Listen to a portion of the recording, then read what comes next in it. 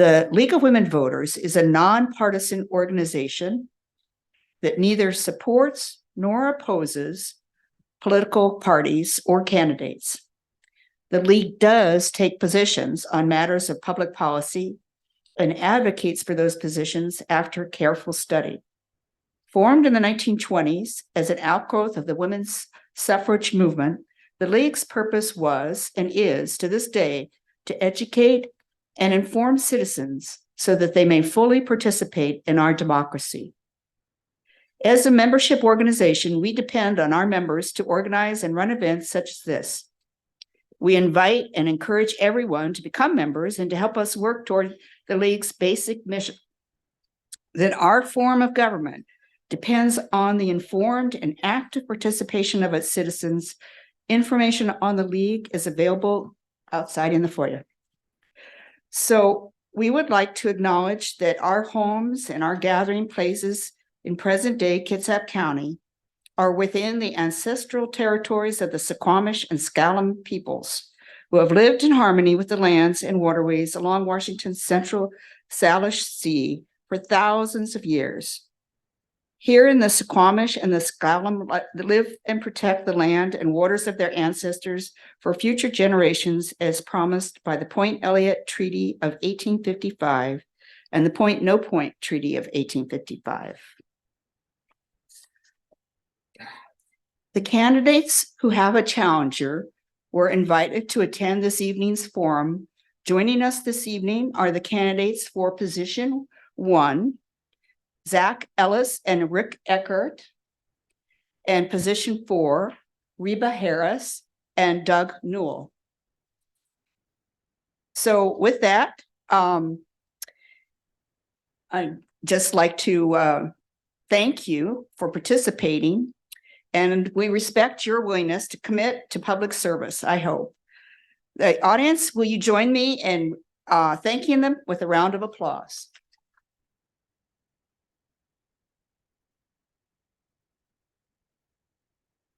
So from now on, though, will you please hold your applause until the end of the forum? If you have questions for the candidates, write them on the cards, which League members are distributing, and our members will also circulate around and collect your questions. So please keep your questions short and, of course, respectful. And, of course, we expect the same in the responses from the candidates. I should point out, though, that we are not able to include questions not submitted in advance from the audience listening online. Also, because we've made arrangements to broadcast the entire forum, we ask everyone now to turn off your cell phones and put away any recording devices.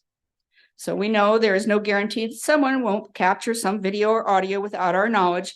However, we hope you will cooperate in our attempts to ensure that information from the forum is not manipulated to create false or misleading impressions or used for campaign purposes.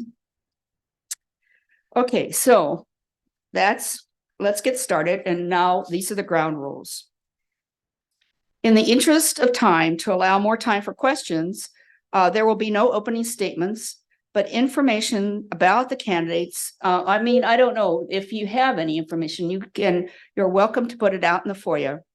And also, of course, there will be information about the candidates in the voters pamphlet. Every candidate will have 1 minute to answer each question.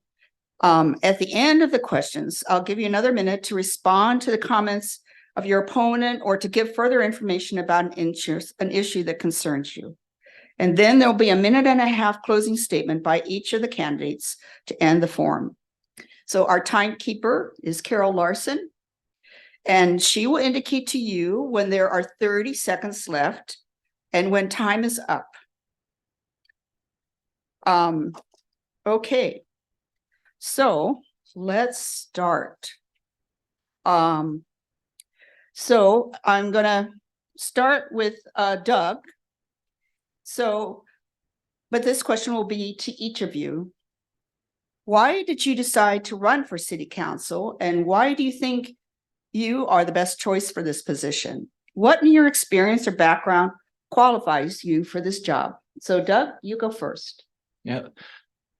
Good evening. My name is Doug Newell. I chose to run for city council in large part because I've been in public service my whole life. My family and I consider Poulsbo home, and this is just the next step in my journey of helping our local communities and our nation. I'm currently on the planning commission for the city of Poulsbo, helping to identify how we manage growth, how we support and enable changes in housing availability and housing affordability. Before this, I was at Central Kitsap School District, where I led financial management and school construction.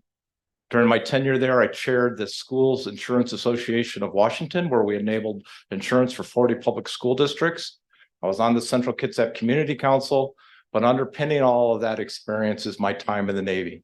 I'm a retired Navy captain, having the honor to serve 28 years, leading business operations ashore and afloat.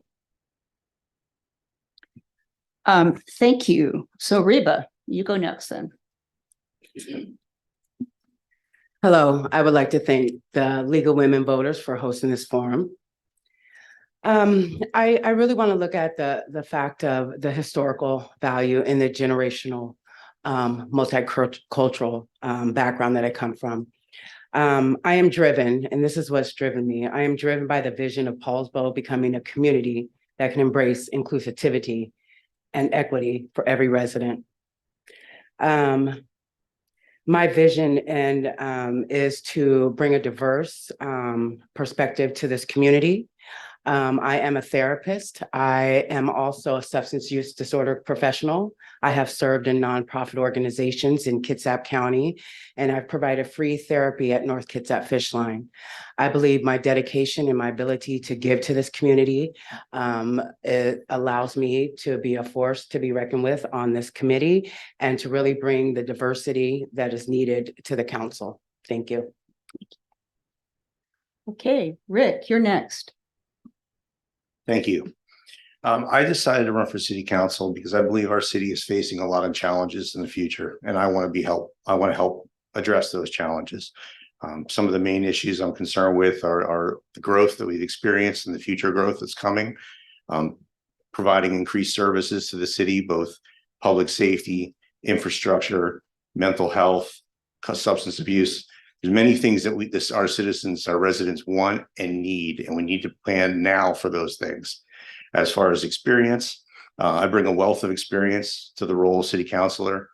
My resume includes 28 years as a husband, 24 years as a father, 20 years as a sailor, 15 years as a Poulsbo resident, 6 years as a school board director, and 5 years as the school board's liaison to the city.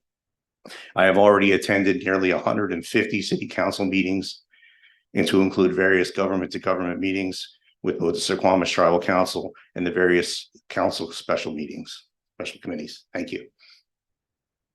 And Zack? Hi. My decision to run for city council is driven by my deep desire to give back to this amazing community. I'm dedicated to working tirelessly with my fellow residents to protect Poulsbo's unique qualities and improve the quality of life for all who live here. Today, I stand before you as a different kind of candidate, representing a new generation. At the age of 32, I embody the changing face of leadership. I proudly identify as a gay man, and I confront daily challenges of narcolepsy. As a renter without children, I've never owned a house, a business, and I've previously never held an elected position. It's precisely these distinctive attributes that I believe make me valuable. My life experiences have provided me with a perspective that sets me apart. And with this fresh outlook, I aspire to bring diversity and a unique viewpoint to Poulsbo City Council. Past experiences for me, I'm a legislative assistant for Representative Tara Simmons. I'm sure you've heard of her. And then I've had various jobs in the past that kind of led me to this point. Well, thank you. Okay, so this next question, and so just to mix it up, we're going to have Reba go first. What do you think are the most important issues facing the city of Poulsbo, and how would you address them? Affordable housing is one of the biggest things that is a problem in Kitsap County. And I would talk a little bit about the budget in that as well. We are currently facing where we have the PERT going on, and we have some issues with spending about $4.9 million dollars on that.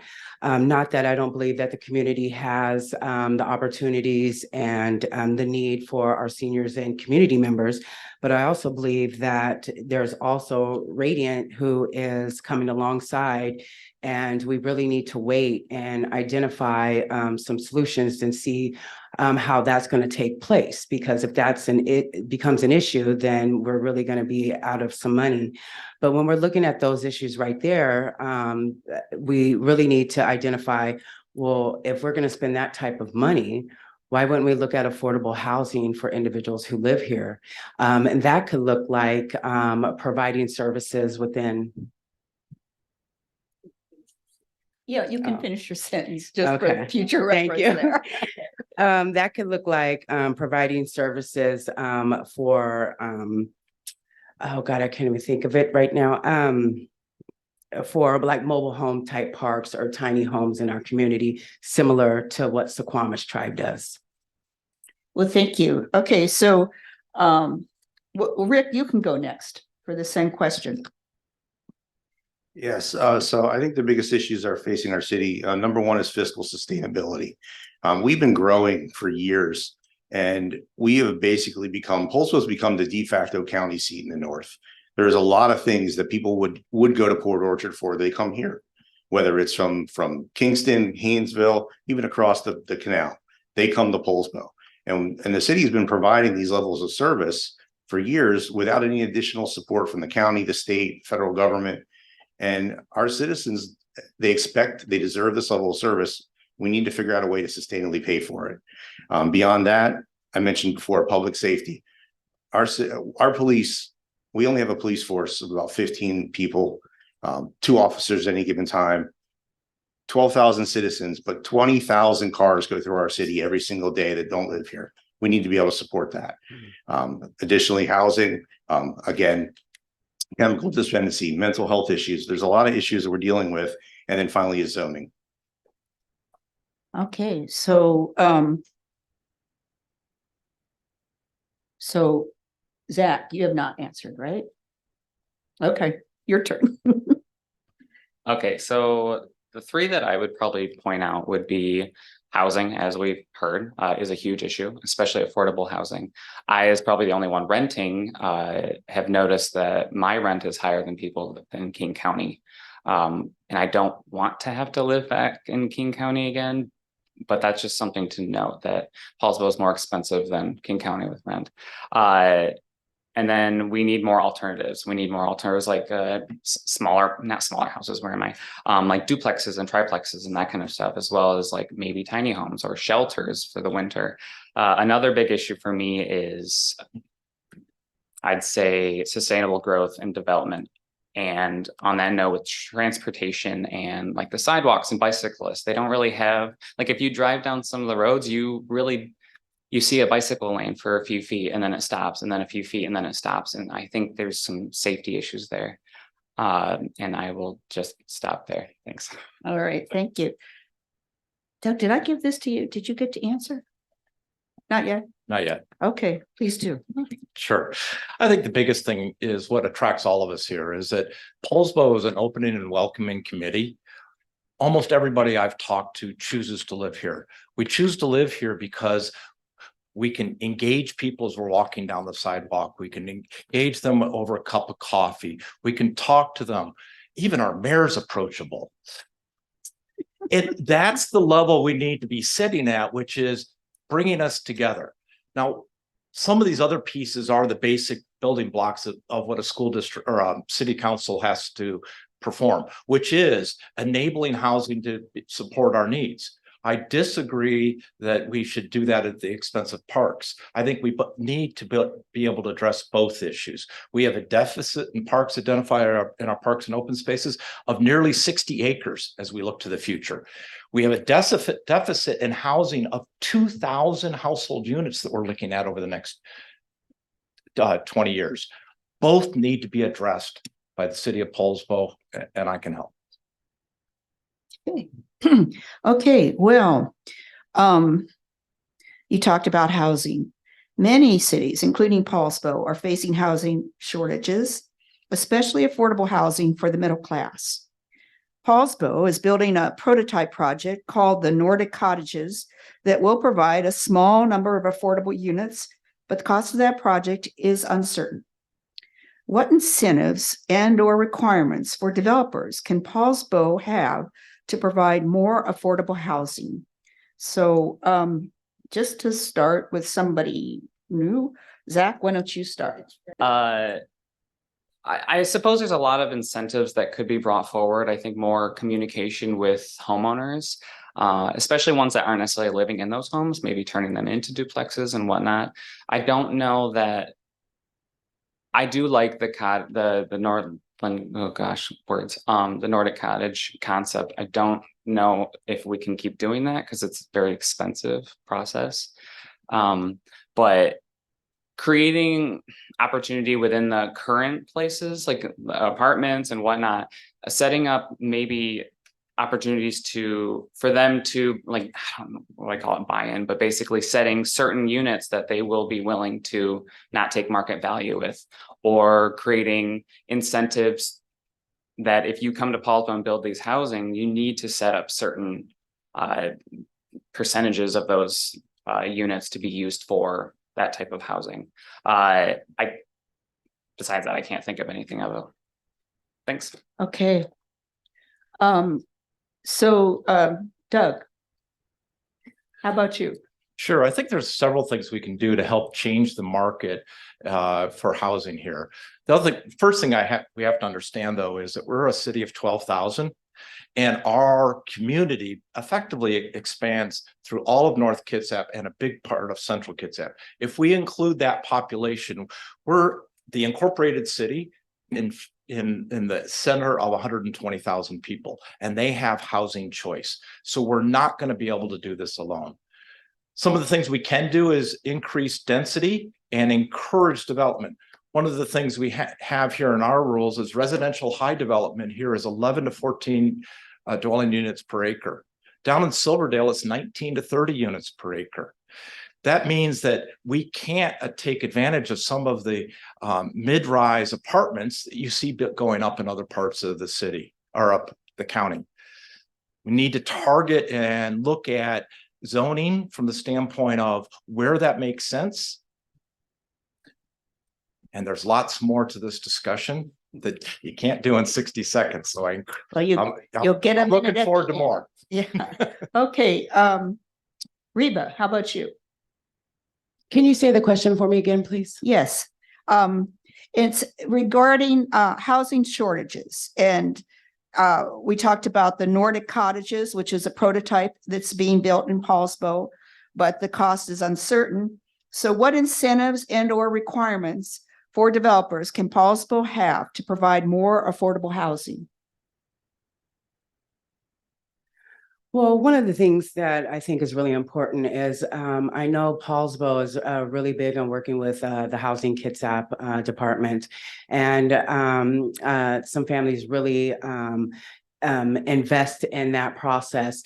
But I think it's really important to look at the diversity of the communities that are coming in from race perspectives, and the generational ability for new homeowners to buy from that community. So for example, if they come in and these renters they get the house for $188,000, they sell the home for $500,000, and then what happens is the next people that come in are paying $2,500 or $2,500 for mortgage to live there, right? But if they can get first-time buyers, new family homeowners, those could be some type of incentives that I think would be inclusive, that would help the community. Okay, and then I think Rick, you'd be last on this question. Yes, thank you. Yeah, the Nordic Cottages, I mean, that's a development, it's a project, but it's not a model. What we need to look at is kind of what Doug alluded to, is we need to look at more dense, we need to encourage apartments, we need to encourage multiplexes. Like Zack talked about renting. I have a son who's a recent college graduate. He got moved over to Bothell at this first job, and I had to co-sign his apartment. And we make almost the same salary, and I had to still co-sign his apartment because of his rental history, and I could barely do it with 2 salaries because of my retirement. So we have to look at, it's not just necessarily that the housing's there. We have to find some ways to encourage the developers to build things that people can truly afford. The city can't tell them what to do. Now we can guide with our zoning, and I think we do need to look at our zoning. The city's done a great study on the 305 and look at how we can make that more dense.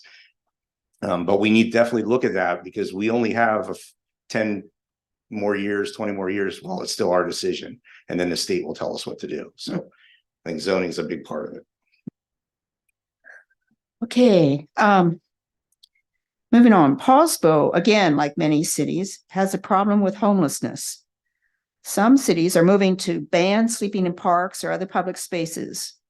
Yet there are no short-term or emergency shelters in Poulsbo to house the homeless. What is your approach to dealing with this problem? Okay, so, because I am kind of mixing it up. Rick, I'll have you go first. Yeah, I think a big thing is holding the county accountable. You know, the county has resources that are supposed to take care of this. And, you know, the city had to shut down the cold weather center this winter because it wasn't safe. The volunteers that were helping keep it going weren't safe running it. So a big thing is there's resources out there. We need to use them smartly, take advantage of the money that's already exists to help the homeless, but hold these other entities accountable. Now the city's working on a resource center that will have local resources to help folks. It's got a lot of different uses, but one of them could be a shelter. I think we need to partner everywhere we can with anyone we can to provide resources. And a big part of it, Reba talked about, is getting these folks help, because it's not just enough to give them a place. They have to want to go there. So we have to get them help. And if they need treatment, all the things that make those places desirable, so they'll use them. Thank you. Okay, Zach, why don't you go next? So essentially what you said, we need to utilize more than just the city. We have to go to the county. There has to be other types of funds that we could utilize. Finding a space for a shelter might be a good point.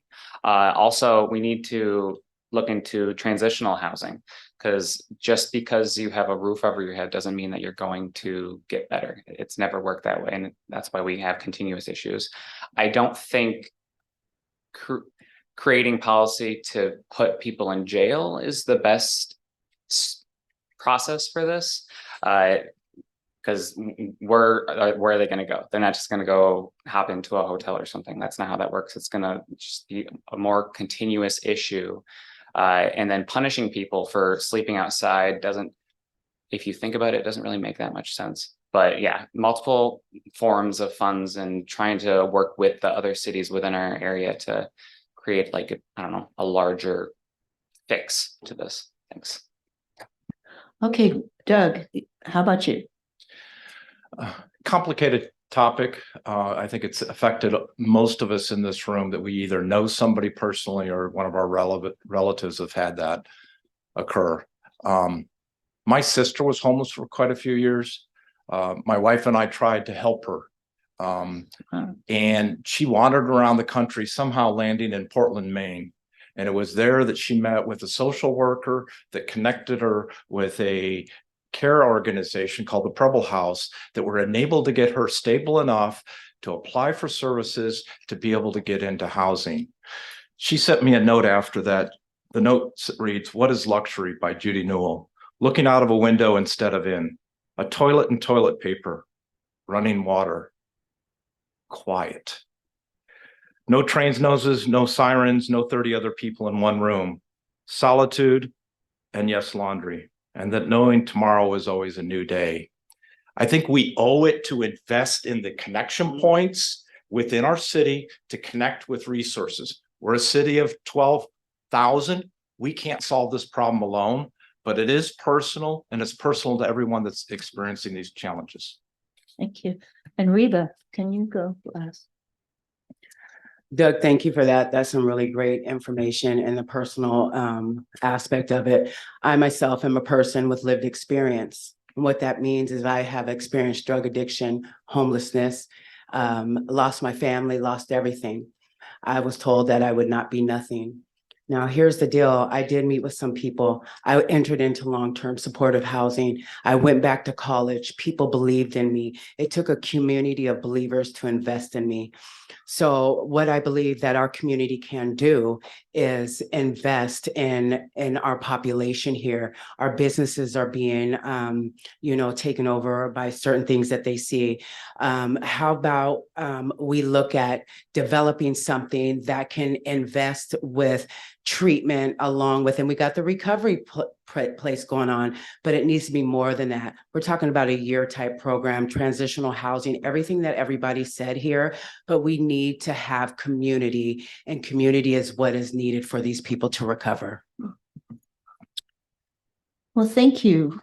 So I'm going to ask a couple other questions sort of related to development and things like that. But so here's one that came from the audience. What is your position on short-term rentals, Airbnbs?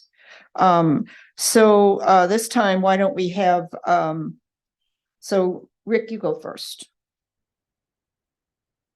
Okay. I'm not sure that I have a strong opinion or position on short-term rentals. Honestly, if someone owns their home and that's what they want to use their home for, I don't feel that it's my place or the government's place to tell them how to use their own property. I understand it contributes to our housing issues. And so as a city, we need to work on zoning. And in certain places we could encourage it, but again, I'm not one to tell folks how to use their home. So yeah, I'm just going to leave it at that. Okay. Doug, how about you? Yeah, a lot of people are struggling with this question. A lot of communities are struggling with this question. I think we're in a housing crisis at some level here. And under that situation, I would be against Airbnbs or other short-term rentals within the city of Poulsbo. If that dynamic changes and we have freely available rental units, then that may get us to a different discussion. I think most of us read the article recently where New York City significantly changed the dynamics of that. And we may need to look at that from a model standpoint of it's not the weekend, it might be 30 to 90 days, enabling somebody to come in, get their grounding and finding long-term housing. There's a role for that. But coming over here to stand in line at one of the stores downtown, that might not be a luxury we have as a community at this standpoint. Okay, Reba, do you want to add to it?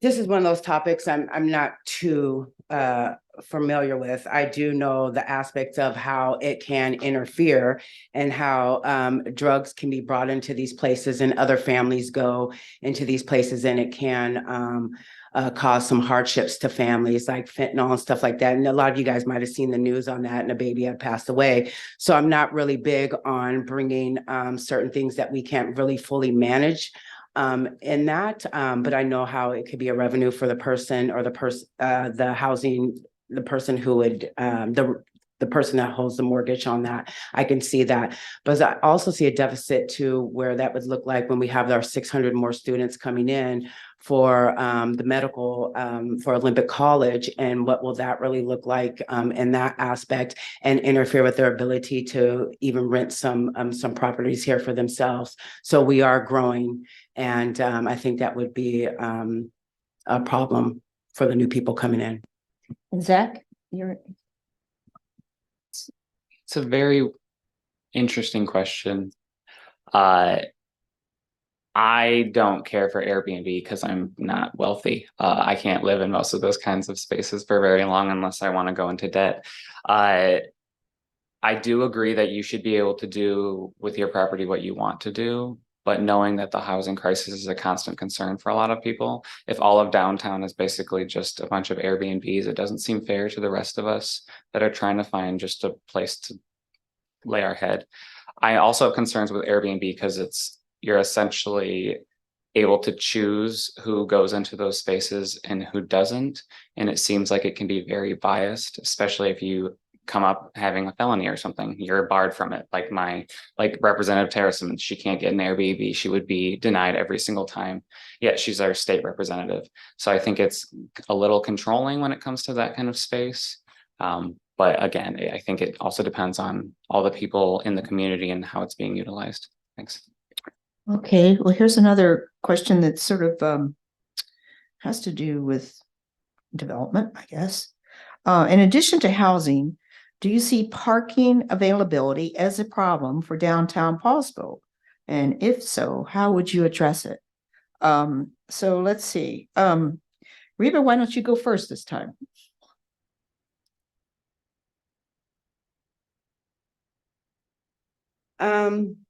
I think it's really important, and I was at a council meeting and the mayor had talked about this and they did some assessments on the parking down here. And there is a council in reference to the parking aspect of things. But I know that right now, it's going to cost a lot of money, and we're in debt right now, right? It is going to cost a lot of money. But when I'm looking at it from this aspect, I was looking at a place in Bellevue that has these little motorized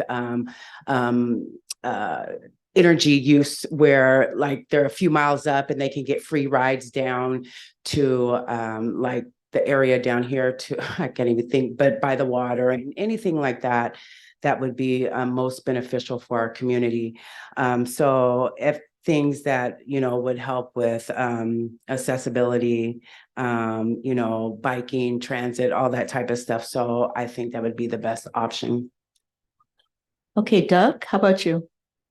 Sure, as I think many are aware, the city does have an ongoing study occurring with recommendations being formed for consideration by city council. I have not seen the recommendations at this standpoint. I've understand a little bit on the outline of that. We have a great problem. People want to visit our downtown. They want to come to see Poulsbo. And so realistically, our challenge is how do we enable that to occur? How do we enable a direct connection potentially from the Bainbridge Ferry to downtown and back? How do we provide visibility of what your parking options are? Because on a weekend, any given weekend, half the people coming downtown have not looked for parking before. And it becomes very easy to look for the biggest parking lot and go, okay, that's the parking. So I think there's a lot of little things we can do to help mitigate that. At the end of the day, what I would like to see is that our businesses flourish, and the people that would like to connect and use those businesses aren't constrained by parking. It's really constrained by the number of outlets that we have downtown. Zack, how about you? Yeah, I agree with Doug. I think there needs to be more forms of signs showing where else you could park. I know I heard a quote, but I can't remember if I'm going to say it right. But free parking is not free. It might be free to people coming to Poulsbo, but it's not for the people that live in Poulsbo. So having more alternatives to coming downtown, because it's obviously the hot spot, either like bike lanes or other forms of transit. We could even have a big trolley system. You could have anything that's gimmicky. People love it. I mean, that's kind of why they like Poulsbo for certain aspects. I think increasing parking isn't the best option. I do also like the idea of people paying for parking, but specifically those that live outside of the city. And having some kind of permitting process. I don't know how it would work, but I'm sure there's cities that come across or are able to do that. But finding alternatives is definitely a goal when it comes to these kinds of things, because parking and cars are a constant issue when you're down there. And I can't say that I feel safe sometimes, even walking the sidewalks because of them. Anyway. Okay, and Rick, you're last on this. Yeah, I've been hearing about parking as long as I've lived here. So I was glad when the city started the commission, the parking study. I'm very interested to see what the professionals come back and tell us, because there's a lot of things that are anecdotal. Like Doug kind of alluded at, a lot of folks don't know where to park. And Zach said, you know, we need signs, but there's a lot of folks that do live here that know exactly what they're doing and still just go to the big parking lot. So I really want to see what that study comes back with and suggestions it makes. The city also just started another committee, the Complete Streets Committee, that I was invited to join. And what we're looking at is exactly kind of what Zach mentioned, bike lanes, sidewalks, ADA accessibility for those that have mobility issues, and how do we connect the various parts of our city for those that are not in cars. And so those two groups together are going to be able to look at the ways that we can make us not need cars to move around our city, and deal with some of the height differences. That's like some of the issues. Is it's easy to move north and south, but it's not so easy to move east and west in Poulsbo. Okay. All right. So some members of the public are advocating for additional recreational facilities, especially ball fields and sports courts. Poulsbo is considering development of a recreational complex near Olympic College, but its status is uncertain. What kind of facilities do you think are needed? And should this be a priority for Poulsbo? And if so, how would you ensure that the project is funded and completed? Okay, so this time we'll start with Doug. I've been on the executive steering committee, participating, advising, helping the city for a couple of years in this space. I'm a big believer in getting people outside. I see how it changes our lives. We have the opportunity on 6 acres that's been designated park space for over 30 years to create a park on the west side, analogous to Robb Park, but it becomes then a center gathering point on our west side. We are fortunate to have partnered with the Public Facility District, and they will be providing 2/3 of the funding. We can do this. We can pay for this. We have the ability. We are not going it alone to deliver this. There was a mention earlier about some fields and stuff up on the north end. That area is not flat. Radiant will not pay for that. So public funding will be necessary to do that. We have an opportunity to move forward now with our strong partner. We've got a plan. We've got a site. I'm for it. Okay, how about you, Rick? Yeah, I agree. The PERC project, it was, that area has been supposed to be fields for decades. There are fields that we could use more of. Some of the complaint that's driving the Radiant project is that our fields are in disrepair. I know that the ones that majority of the school district runs, they're in disrepair. And my counter to that is the solution is not build more fields that we can't afford to maintain. You know, so building them out in the county is not going to help the project. The city has a plan for the PERC. We can afford those fields. We just have to plan for the maintenance of them, and they're already looking at that. The additional follow-on phases, those are more expensive. You're building a building, that's always going to be more expensive. That'll be up to the voters. We'll need to go out for debt for that. But one thing that we heard absolutely strongly as a city community, folks want a pool. I personally wanted the pool very much so, because it takes some of the burden off the school district. But what we're looking at is a community pool. We think in the summer around here, when it gets hot, how great would it be to have a community pool? So I would love to see us have more facilities, more parks, a pool, event center, and something for the college students when that expands, like Reba talked about with the healthcare center. Okay, well, Reba, so you can go next. Great. I talked about this a little bit, and I am 100% for some parks. And here's the deal. Our youth here, Gen Z, if you will, a lot of them engage at the Safeway up above. So if any of you guys are Safeway and utilize that store, you'll see that our youth are up there underneath. So there's no place for them. So I am big on having a space for our youth to go. But here's the deal. When we go back and we're talking about that there is funding available, there sounds like we don't really have enough information. And I really don't know enough information to really say too much about it. But I do see that they are talking about a pool. We do have sun about 2.5 months out of the year here. Then we have to look at who is going to continue to maintain this area. So when we have the 2 soccer fields, is it going to be an inclusive soccer field? So is there going to be many sports that can be played on there? Because I really don't know about that. And then are we going to be using turf? And is that environmentally safe? Okay, and Zach, you go last on this one. I live on the other side. I live in the west side, and the best green space over there is actually the landscaping of a Columbia distribution center. It's lovely. It's very pretty, and that's pretty much all I've got on that side. I do agree that we need something. I have mixed feelings, of course, about PERC only because of obviously the funding and the utility. I'm big on oh, I lost the word. Efficiency.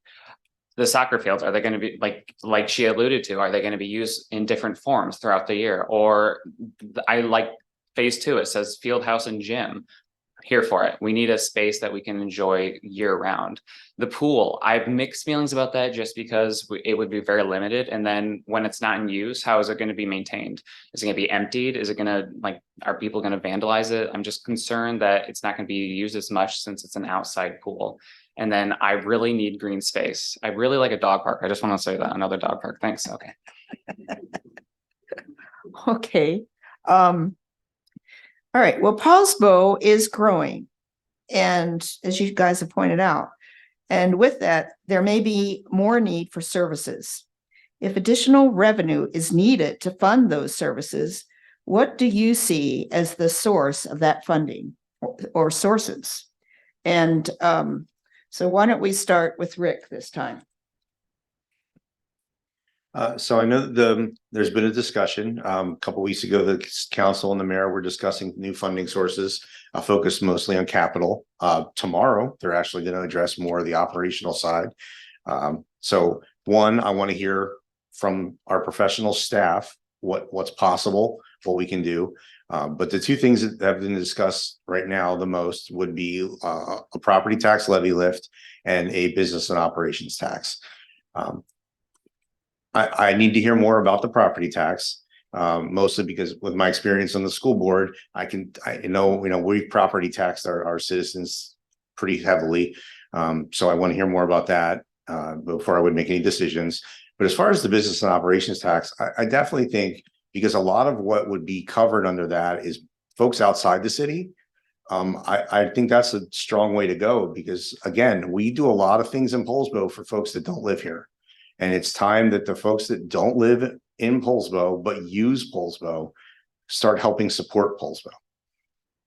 Okay. Reba, would you like to take this one?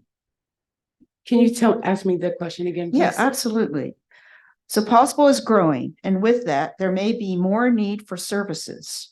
If additional revenue is needed to fund those services, what do you see as the source of that funding or sources? How would you fund it? Well, when I kind of look back and what we're in some of the needs there in the community, when I look at the human health and human services, the one that's ran by Kim Hendricks, I continue to see the need for social services programs. And I think a lot of, that funding would come from some of the cannabis sales that are happening. I heard that in a meeting, and some of the 110% funding that would come from that. I think that we need to come from a diverse lens as we are increasing here. Our next biggest population outside of the Caucasian population is the Latinx population. So bringing a diverse lens to the city budget involves ensuring that budget decisions consider the needs, interests, and perspectives of all community members, especially those from underrepresented and marginalized groups. Thank you. So Zach, could you go next? Yeah, I can do that for you. For funding, I do agree, like they said, with the B&O tax, the business and operation tax. I think we just need to make sure it's not super detrimental to the businesses themselves. I do remember a certain councilman mentioning about the gross tax versus the other version. Cannabis, definitely, I think it's not equitable that a lot of people have to leave the city to be able to get stuff that can help them with like terminal illness or constant pain or various other things. I also alluded to like the tax on parking and stuff. We need to find alternatives that aren't entirely pushed only on the citizens, because a lot of people come here and they're not paying their dues, I guess. I think we should try to find those alternatives that aren't completely punishing the residents within the city. Okay, and Doug? So we get revenues from many different sources. I think what we've been talking to a little bit here is on the general fund side and not looking at on the capital side and some of the other areas of our city where we're pursuing. As we grow, most of our taxes on the general fund side scale with that growth. As more properties are brought online, they pay property tax. As more sales are made at Walmart or other retail operations, we connect more sales tax. So I think the two things that I would look at is, one, what about the business and operation tax? I would put the limit quite high so it doesn't become a burden on those locally owned businesses to try to file that. And we capture 80% of the revenue on maybe 20% of the stores that are occurring. The other piece is I think we do need to take a look at the levy lid lift. Many places, the library, the fire district, and cities are tied to a 1% per year growth. We have not explored that in a long time. It takes a will of the citizens to do it, but I think we need to take a hard look at that because that's been constraining us. Okay. Poulsbo has in the past been seen as discriminating against tribal members and other minorities, including LGBTQ2. Do you see this as a problem for the city? And how would you work to improve these relations and or solve this problem? So I'm not sure who I have. Zack, why don't you go first? Okay.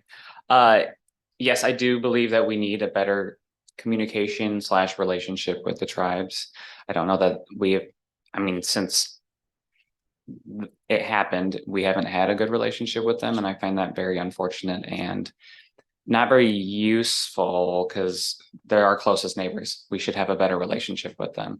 Now, on the other end, with the flags being torn down during Poulsbo, during Pride, sorry, not Poulsbo Pride, during Pride, I was very disappointed in the fact that it was happening, but I do appreciate that the city was they stood their ground. They stood their ground and said, this is BS in a nice, firm way. But to state that that's not Poulsbo. We're here to be diverse. We're here to celebrate those that live here. And if there's no reason that we have people hating on us. Okay, sorry. Okay, how about you, Reba? Yes, the city was very instrumental in supporting the Pride flags and the Pride events and supporting that aspect, and they really stepped up. When we're looking at the tribal relations, I used to work for Port Gamble-Squam Tribe in the reentry program, and I was a therapist there and a substance abuse counselor. So I've had those relationships. And as I did a little research, I was looking at, there was a letter and the relationship that is building right now, looking at a letter that was made by Chairman Leonard Forsman, which is saying all these wonderful things that the city is doing, like the CARES program with the mental health and substance abuse and just being in that space, the policing and stuff like that. But one of the things that I have not really heard about of what our community is doing is following through with the GEAR program, which our fine mayor promoted some funds to make that happen and send Ms. Lidval to that training. So really looking at combating, in which that combats racial injustices in our community. And so I'm hoping that that gets back on track. Yeah. Okay, Doug. Yeah, I think it first starts with being an active listening and looking and trying to understand what those of us around the table may not be able to hear, but is causing harm. Mm-hmm. And sitting down and having a conversation and not sitting at either end of the city. I applaud what the city's been doing to reach out with the Suquamish, but I've heard stories about how things were different 40 or 50 years ago, but it's not 40 or 50 years ago. It's today. And I think it all begins with a conversation. We need to take a look at opportunities to go, how do we all view this problem? And how do we become smarter about what's going on across the table to the point where we can remove the table and sit side by side? Okay, and Rick, you go last on this Yeah. one. Could you repeat it again? I don't remember exactly how you phrased it. Okay, Poulsbo has been seen as discriminating against tribal members and other minorities, including LGBTQ2. Do you see this as a problem for the city, and how would you work to improve those relations and or solve this problem? Okay, yeah, yes, I see it as a problem for the city.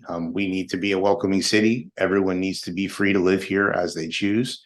One of the things about naval service is that you're here to protect everyone.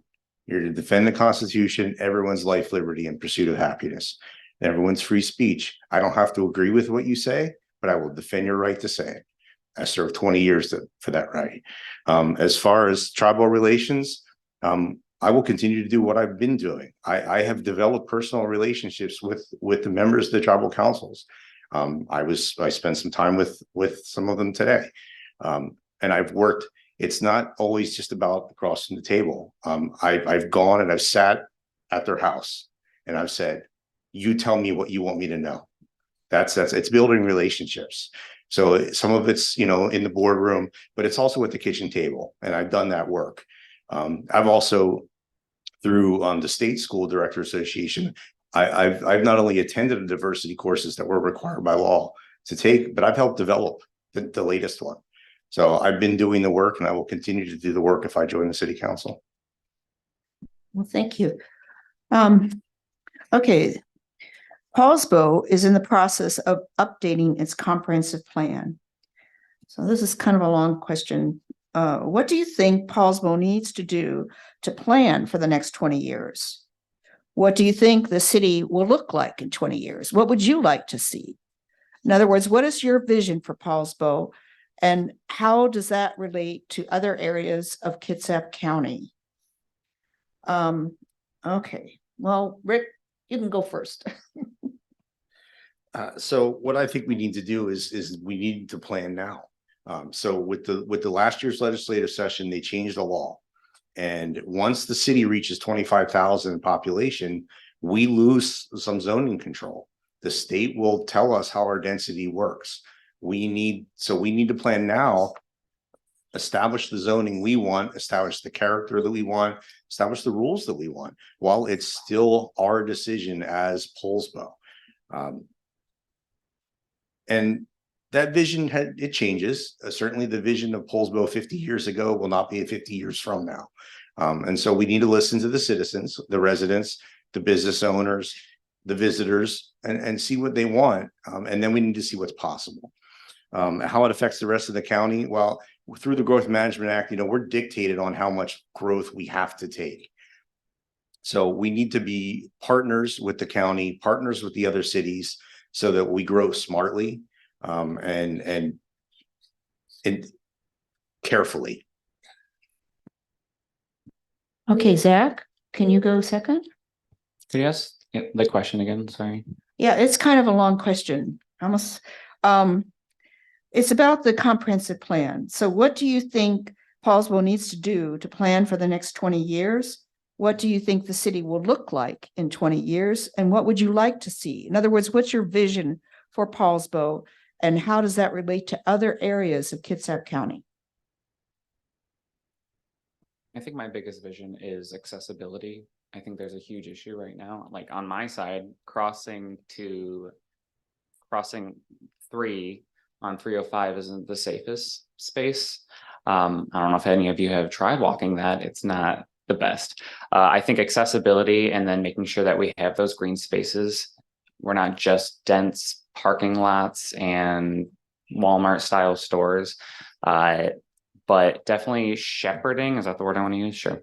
Shepherding the city in the design and where the houses go, not just having one space being single family homes and then one space being several apartment buildings. I think we need to create that like difference within the areas, but also help nurture the character of those neighborhoods.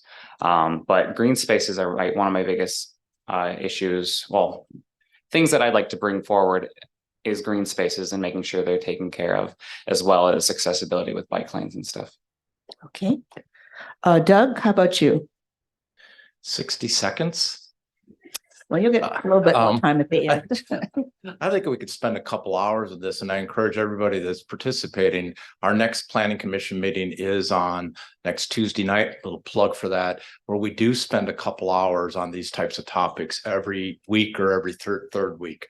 I think there's two big pieces here. One is to understand what makes Poulsbo what Poulsbo is, and it's that welcoming, opening community feeling, the ability to transition. And so the initial steps we have to start extending commercial development up Jensen, to take a look at how do we make that part walkable. The second thing is, I think that many of you are aware, we have a moratorium on development along the 305 corridor and up in College Place and Ojava. Why did that occur? Because we had gotten far enough as a city in our comprehensive plan update to understand some big changes need to occur. We need to shift from our commercial focus into a more residential focus. That involves talking to investors, talking to developers as we do that. The moratoriums went in because we didn't think we could get done the work we need to do in a timely fashion. So we're taking a pause so that we get it right. And yeah, come Tuesday night. Okay. And Reba.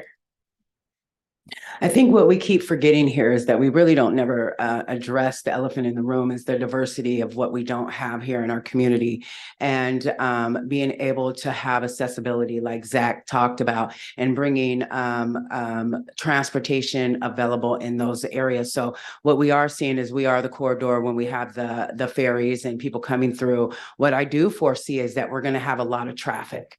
And that's what I do foresee. And I don't see too much information on how we are going to manage that traffic and everything that's going on there. If we have these 600 more students coming in, and then we're continuing, we're going to have to build up because more people are coming in. We really need to look at that, within the comprehensive plan and the Growth Management Act plan. So those are some very important topics that we want to look at. And again, our community is growing, and we are growing in different multicultural communities. So here's a question that came from the audience. Has to do with advisory committees. Do you recommend subcommittees to advise the council? And if so, what issues would you suggest should develop such an advisory committee? In other words, I guess we're talking about subcommittees for the council and to advise them, and what topics. So Reba, could you go first with this one? Yeah, so So I'm very invested, as a lot of you guys can tell, is into diversity, equity, and inclusion. I think that's a very much needed advisory council that would benefit our community. What I do know, it was something that had at one point been looked at or talked about, but there were some brakes put on it.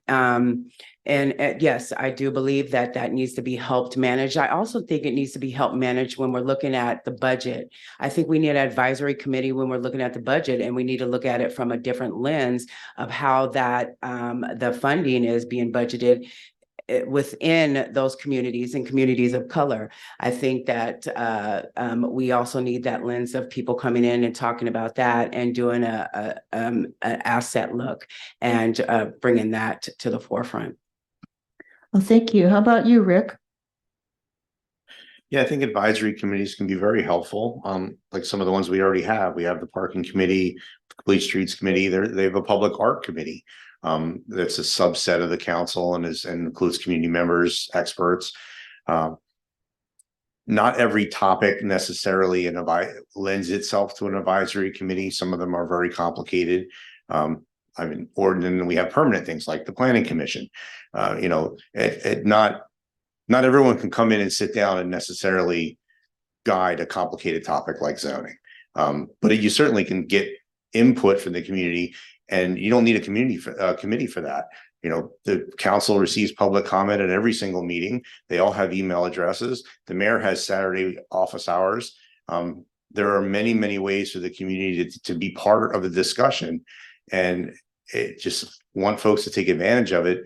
I think targeted and good, intelligent use of our advisory committees is great, but it could get out of hand if we created them for everything.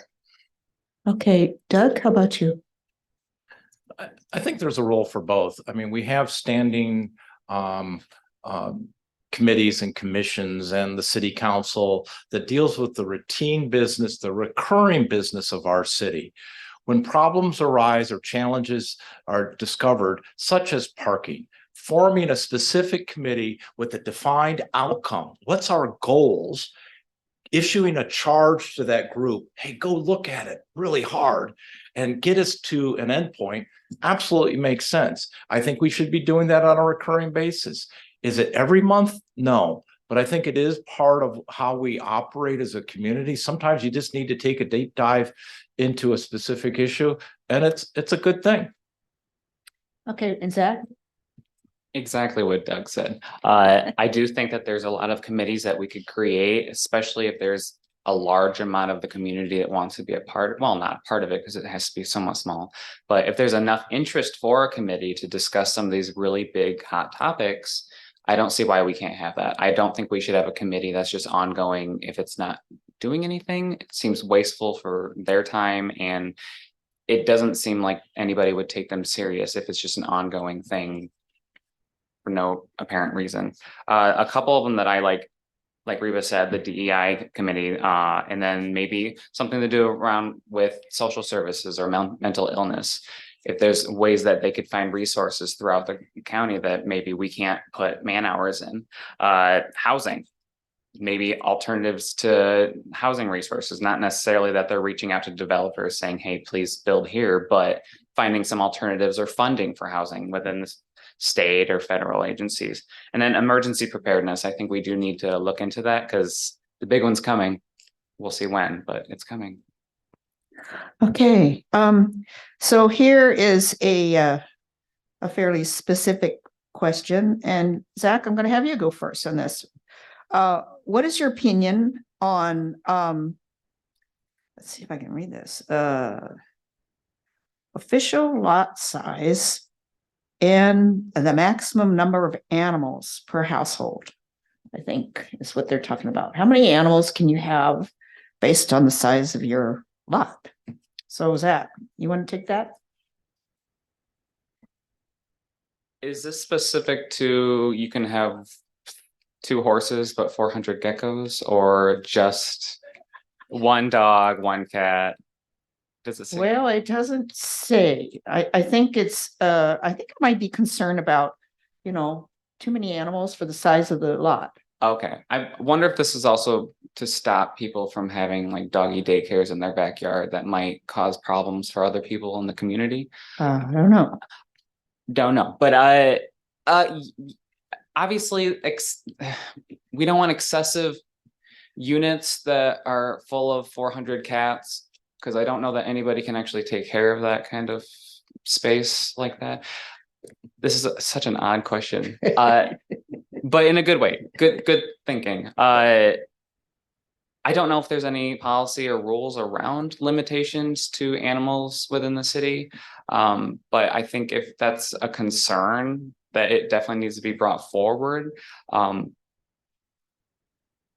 Yeah. Sorry. Okay, Doug, do you have word that you could add as from the planning? Sure, I commission? think this is typical of what we would expect to see happen as city council people. We get questions from the public. Why do we do something? And I would have to say, let me get back to you. Let me go research the issue. And so then let's sit down and meet for coffee so that I better understand your viewpoint. I'm not going to sit here and tell you that I know every city policy up here, and I wouldn't even if I had been serving for 30 years. I think this is one of those ones you take the phone call and go, hey, what's going on? Let me look into us. Let's look at the origin of why this is what it is. And then if we think it needs to change, then it's become something we put on the agenda for a discussion. All right, thank you. Reba, do you have anything to add on that one? I think I would have to go with a lot of what Doug had said. I cannot speak upon something that I don't know a lot about, but I'm a good listener. That's what I do for a living. And I can actively listen. But I could tell you I love animals. That's good. And Rick, how about you? Yeah, definitely need more information. What are we exactly talking about with this question? Because it could go a lot of ways. I have neighbors with chickens, and I have neighbors with cats and dogs. So, and I have a dog. So are we talking livestock, or are we talking the person with 400 cats? So this would be the time to ask probing questions of the citizen with the concern, and then turn and address our professionals and the city staff and say, okay, what's the rule? Why do we have the rule?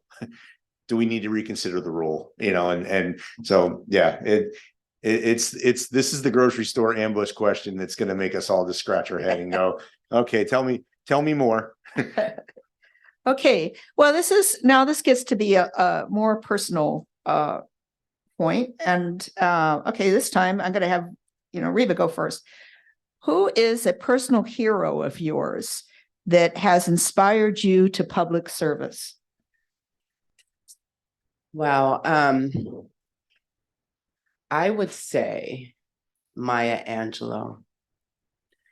She was an activist. When she first was younger, she did not speak for a long time due to some mental health and some abuse that she endured. But she got her voice. And when she got her voice, she became powerful and people listened. And being able to be in that space of having a woman in that time and a Black woman in that time march alongside Martin Luther King and other advocates in that community, and being able to fight for the rights of not only Black, brown, indigenous people, but all people. Thank you. Zack, what would be your hero and that inspired you to public service? I definitely can't trump Maya Angelou here. My grandmother, she has always helped people in the community in so many ways, and growing up seeing that makes me want to obviously be like that. Having those great relationships with the people you care about, and then just setting up the tone for the community to just give, is something that I aspire to. So hopefully one day I can do the same. Thank you, Rick. So, there's a lot of big names, because coming from a military background, those sacrificed, George Washington, folks like that. But I have no aspirations for anything that high. So I'm going to say, so when we're talking local, and I got my water ready because I'm going to get sad in a second. Glenn Robbins. Those of you that know Glenn, or knew Glenn. I knew Glenn as Principal Robbins first.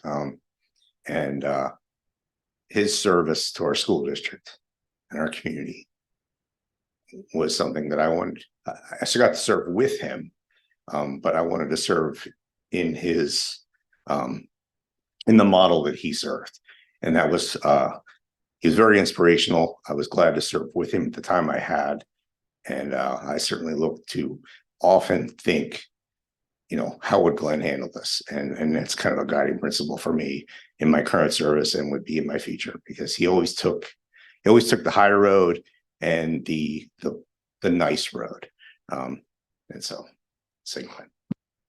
And Doug, can you? Not certain I can pick the reason why I joined the Navy, nor identify why it took me 28 years to figure out how to retire. My wife wanted me out before then. So I'll share post-Navy. Like many naval officers, I had the opportunity to join some rather large and interesting businesses, and be rewarded for that. I joined an architecture and engineering firm full of 40,000 folks at global operations. I was flying all over the world. It was exciting and tiring. And I came home and said, what to do? What's next? How do I engage locally?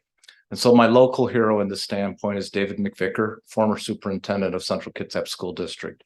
He and I got in a conversation. I think I had 6 interviews with him, and it always ended, Doug, why do you want this job? And why I wanted this job was to be able to affect something locally where I could see the outcome locally. And I can tell stories, but what had lots of great things occurred down in Central Kitsap.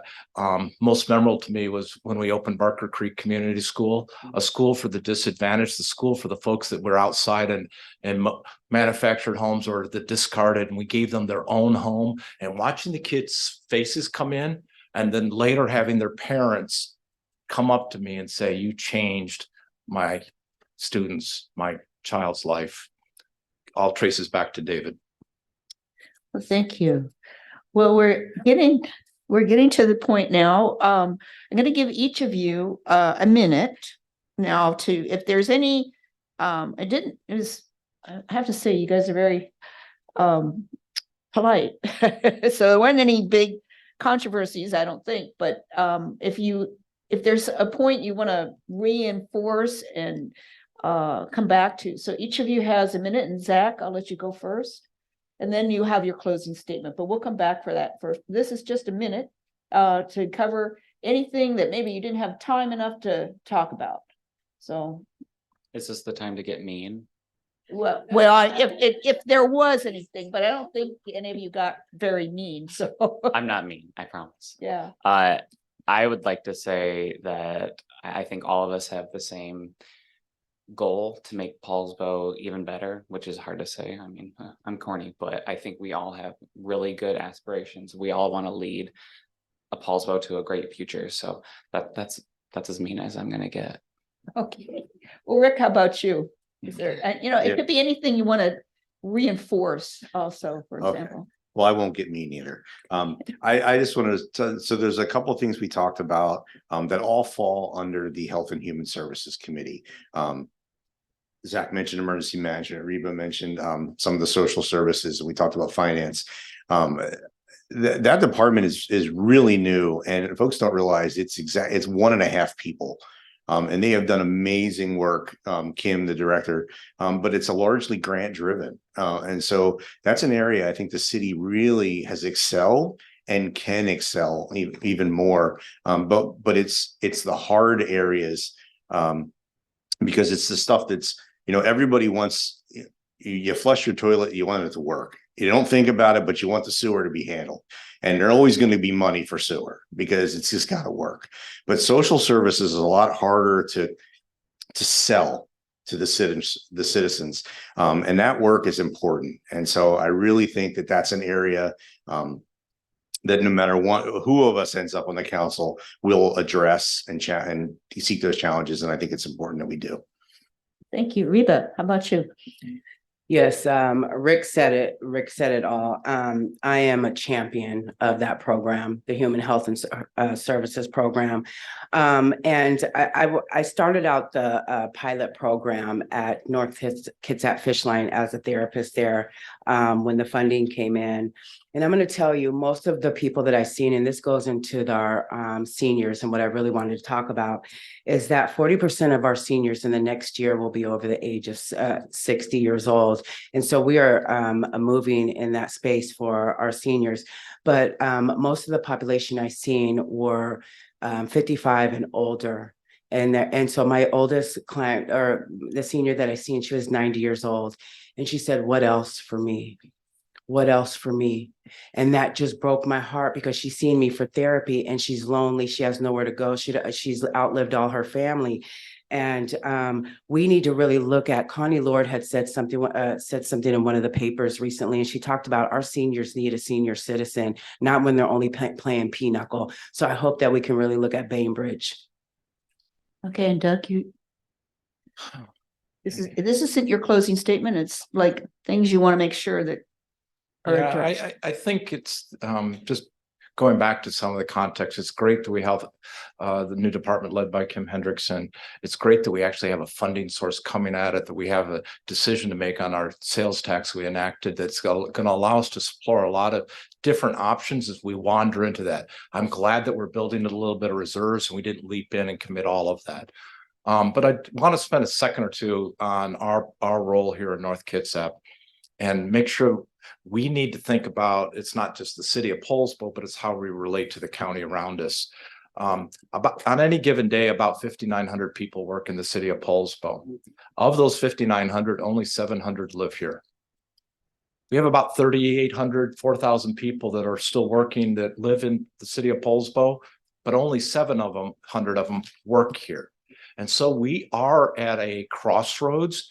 We have people going over to the submarine base. We have people coming up from Bremerton and Silverdale to work here. We have people from North Kitsap.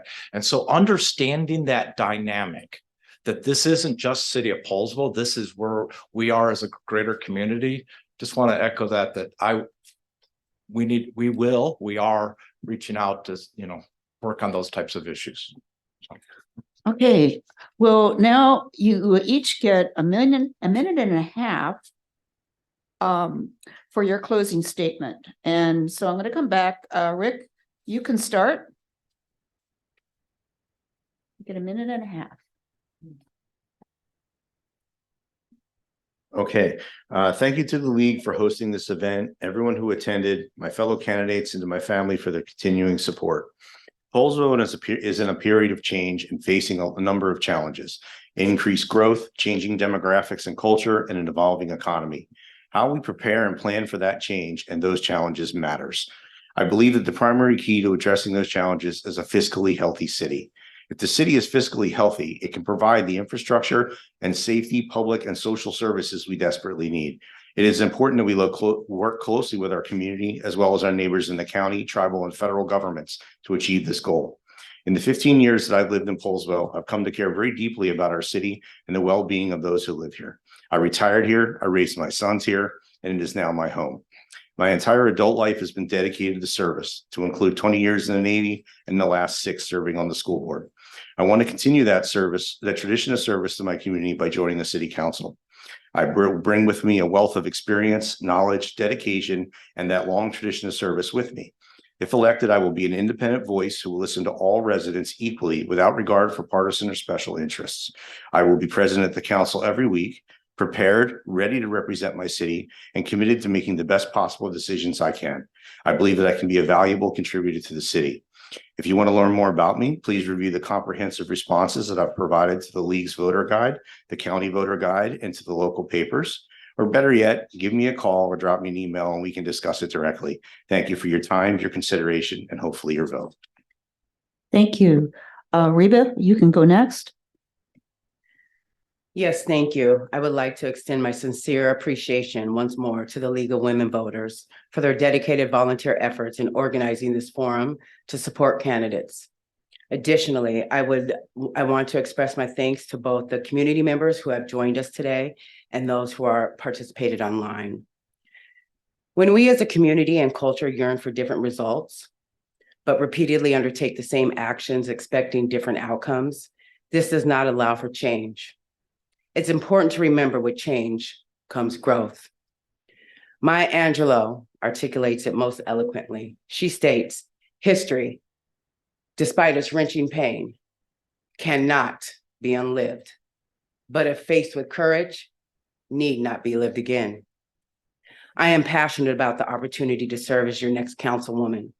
With a demonstrated track record of collaboration and strong motivation to contribute fresh perspectives, I am well prepared to be a valuable asset to the council.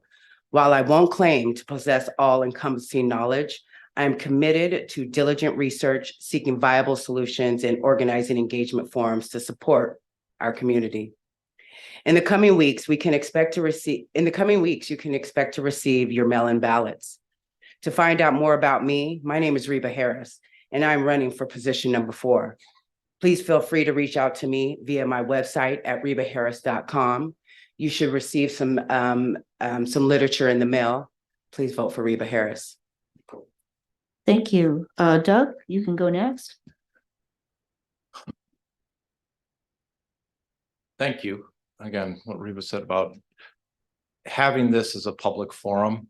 As I look out in the audience tonight, at least half of you I know. And I think that gets into who we are as a community and why I'm so proud to be part of Poulsbo. My wife and I have lived all over the world. Her father was an Air Force officer, and somehow she got stuck with the Navy life after that. About 9 years we moved back. That enabled my daughter to set roots here, to go to 8th grade, to graduate from North Kitsap High School, to feel part of our community, to hold a festival on the waterfront as a senior in high school, the Poulsbo Day of Positivity, almost 8-hour event with music and bringing people together and focusing on how do we stay positive as a community? How do we enable each of us to grow? To my wife who's sitting here, who is overloading us with fruit, because this is the first time in life my gardener partner has been able to plant trees. I love you. And I think that that's what we are. We are setting down roots, all of us, because we care passionately about our community. I'm dedicated to participating. If I'm lucky enough and honored enough to be on city council, wonderful. I will stay engaged no matter what happens. I'm not moving. You will continue to see me around town. Thank you. And Zack, you have the last word on this? I want to thank you all for the time being here today and considering my candidacy for Poulsbo City Council. It's been an honor to share my vision for our community and to highlight the pressing issues that we face. My diverse experiences from teaching abroad to working in a nonprofit sector and now as a legislative assistant have provided me with a comprehensive understanding of challenges we must navigate. I'm ready to bring this knowledge to the council where I'm confident it will be invaluable in shaping a brighter future for our community. If elected, I want to be accessible to the public. I can organize monthly walk and talk sessions with cleaning up the streets, host virtual open office hours for you to join in at your convenience, and even set up a booth at the farmer's market. I'm open to ideas and want to know how to better support those I represent. If you'd like to know more about who I am and those who have endorsed me, you can go to my website, zackforpoulsbo.com. Also note that Zack with an H. This shows up here if you need help. Together, we can forge a path towards a more inclusive, vibrant, and prosperous Poulsbo. I humbly ask for your support and your vote so that together we can embark on a journey towards a brighter tomorrow. Thanks. Thank you. So I want to thank you all. I'm impressed with whoever wins this election. And I want to thank the city of Poulsbo for allowing us to meet tonight for this forum and for all the help that we've gotten. For example, because BCAT has been doing the taping of this event and it will be broadcasting it. Its programming can be seen over Channel 3, over Astound, and on Channel 12 on Comcast. And you can also find the links to this forum posted at bcat.org website and on our own league website, that is League of Women Voters, LWV -kitsap.org. So the general election is November 7th, and ballots should be mailed about October 20th and need to be returned to a ballot box or postmark by November 7th. Information on the candidates and the issues can be assessed at vote411.org or in your voter pamphlet, which you should be receiving in the mail. Also, you can get it from looking at the kitsapgov.com/auditor. So on behalf of the League of Women Voters of Kitsap, I would like to encourage everyone to vote, and thank you for coming this evening. Good night.